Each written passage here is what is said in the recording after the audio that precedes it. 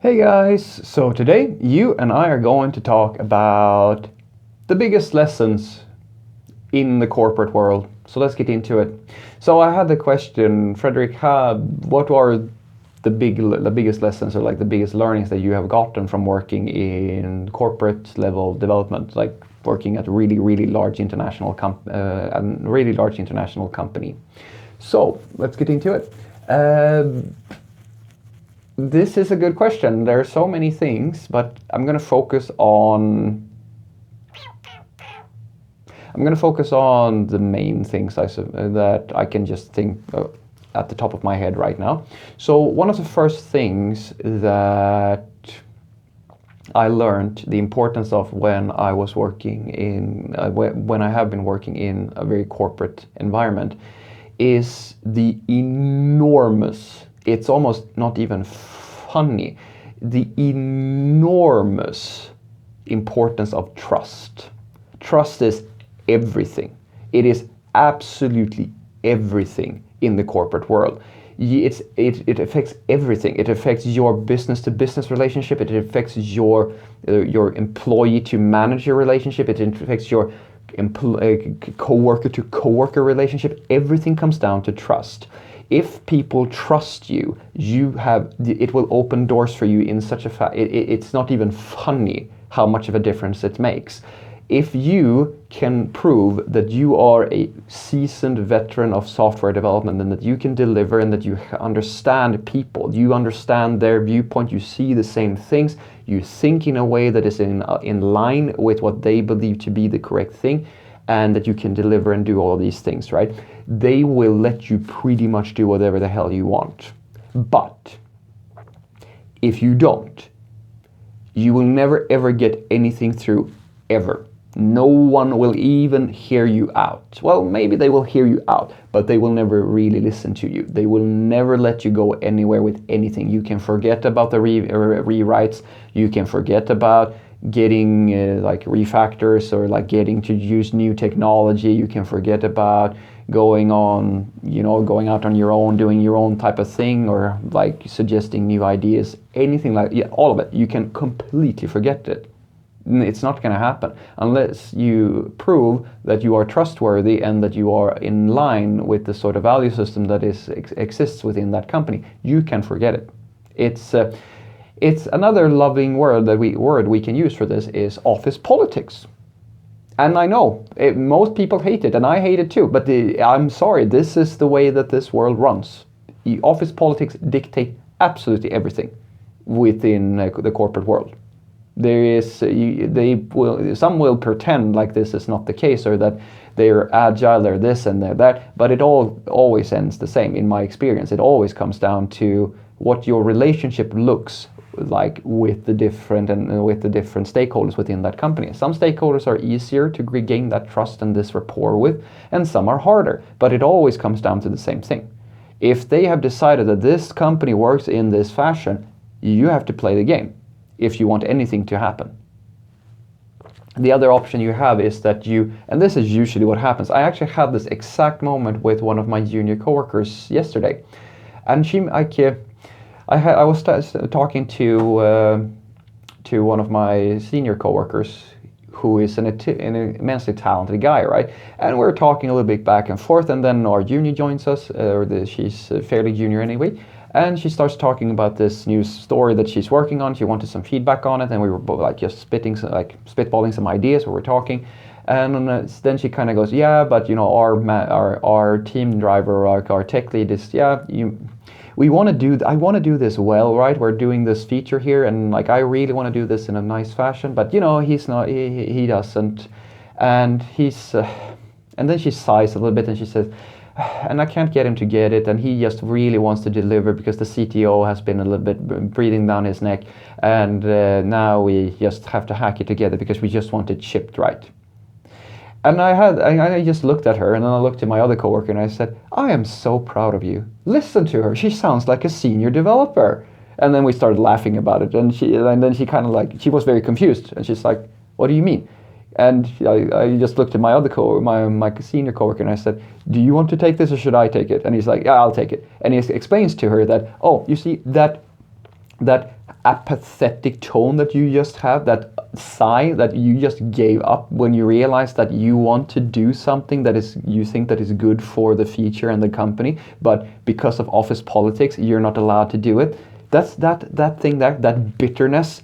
That is the mark of a senior. Getting to that bitterness when you realize that the problem isn't that you can't do it, the problem is that they don't let you do it. That's the real problem. That's when you get to be a senior. That's when you get to be old and bitter, and then we kind of just drifted off into this discussion about, why do we even do this? I asked him because he's been working for much longer than I have, and like, but you're still here, right, dude? And I'm like, and he just goes, yeah, I don't know. I've been bitter for so many years, and I still don't know why I'm still here. Anywho, this is my. If you take anything away from this little video of mine, this little rant, take this away. You being trusted, having the skill, and this is a package type of deal. It comes down to both being able to. You need to both produce results. You need to be a solid piece of rock that can be dependent on from a technical perspective, but you also need to have the social graces, the skills, the communication, and all of this sort of stuff in order to get this trust, because different people within the company will they will behave differently, and these office politics, they matter, like really, really matter. Apart from that, my second biggest learning was that a corporation, a big company, and this is pretty much true for every company, they are almost completely blind to the thing. Everything is around sales, usually. Now, almost everything revolves around empowering the sales department to do their job, to be able to acquire new customers and so forth. That takes precedency. Well, that hopefully makes sense. Money is the most important thing to a company usually. Now, apart from that being the truth, it's also there's this, and this is very common, I think. There's this weird phenomenon. I don't really know what to call it, but it is as if most companies are completely blind as to the decisions that lead up to them slowing down their work process. What do I mean by that? Well, I basically mean that every single company that I know of, they want to hire talented developers, technical experts, people like this. They want to work in an agile fashion or something like that. They want to be flexible. They want to be fast to, have a fast time to market. They are talking about all these sorts of things, right? But if push comes to shove, they will always go with the quick, easy, dirty solution in favor of getting the deal, which may make sense. So maybe it's just my perspective on this that is warped, because maybe the thing that they're actually saying isn't that they want all these benefits, they just want these benefits as long as they don't get in the way of sales or something like that. Or at least short-term gain. If things get in the way of short-term gain, it's not usually the thing that they will prioritize. Long-term gain is very usually the thing that gets on the back burner, which is true for almost all humans. If you've ever looked at most of humanity, short-term gain is usually the way to go if you want humans to do something.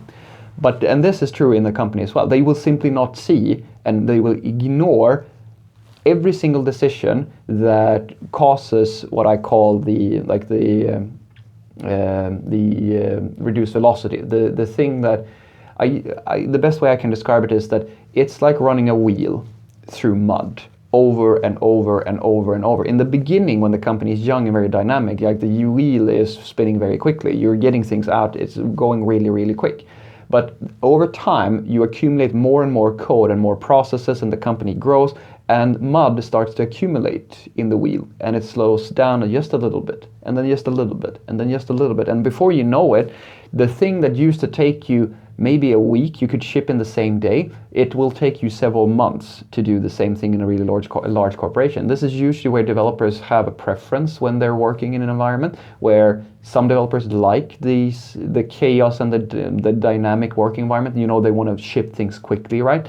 And the only places I know where this happens usually is either in like the top IT companies, that's what they claim anyway, like the people who have truly invested in things, in these sorts of things, and in startups. Normal and regular, the normal corporations, they don't have this at all. They usually take enormous amounts of time to produce anything. It doesn't really matter what it is. Anything takes a lot of time. So that's a good rule of thumb that you can learn. The corporation, and this happen. Don't you think that this won't happen to your startup, because it will happen to your startup as well. I can promise you it will. You will, in the early days, be very quick, and over time you will accumulate enough tech debt, enough processes, enough code, so that you actually slow down that process. I've seen it happen so many times, and it happens to me in my current job as well. So what I want you to take away from this is that at least the biggest learning for me when it comes to corporate level development is, number one, office politics and trust.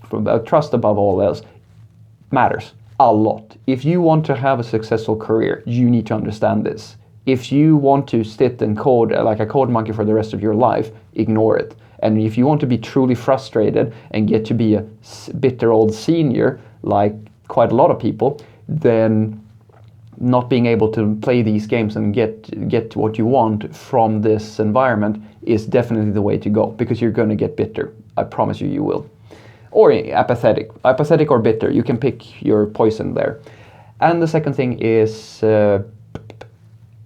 everything slows down. No exceptions, pretty much. It's just like the wheel keeps on spinning very quickly in the beginning, and it slows down over time. And no company that I know of has, or very few at the very least, it's like most people are not aware of it. It's like it just kind of happens. It's like when you start eating more junk food and then and one day you wake up and realize that you're fat as fuck. It's the same. It's very much the same principle, and that's something that I don't know if there is a way to stop that. Maybe there is, but I don't think that IT has solved that one just yet. Have a great day.